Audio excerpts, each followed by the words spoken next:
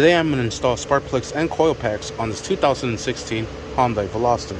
Alright, I just made a video of removing the old spark plugs and coil packs. Now we're going to install new spark plugs. First thing we're going to do is using a 5/8 spark plug socket. This has a rubber grommet that holds the spark plug from not falling down. We're going to stick one into each cylinder and hand thread it in, and we'll drive it down all the way. Then we'll grab the next spark plug and do the same thing to the other cylinder, and then the same thing for number 3 and 4. Alright, then we'll secure them all down and not too tight. And the next one, and the last two. Next we'll drop each coil pack into place and connect it, and then secure it down, and then the same thing for the next ones.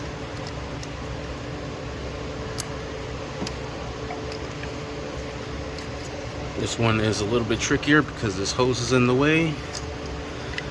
Just work it in there, and then this last one here.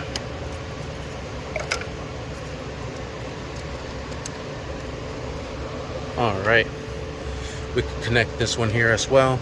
That one won't be in our way. Next we'll grab our 10mm bolts and we'll place them all into place, just like so. We'll grab our 10mm socket with our little extension and we'll drive each one in, and then we'll secure it down, and same thing for the last two. We'll secure it down and not too tight because this is plastic. Alright, once you have all of them secured, clean your area. We'll put the cover back into place. These 4 inserts are going to go right on those 2 and 4 nipples. So just line up your oil cap here. You'll kind of feel it go down, maybe not.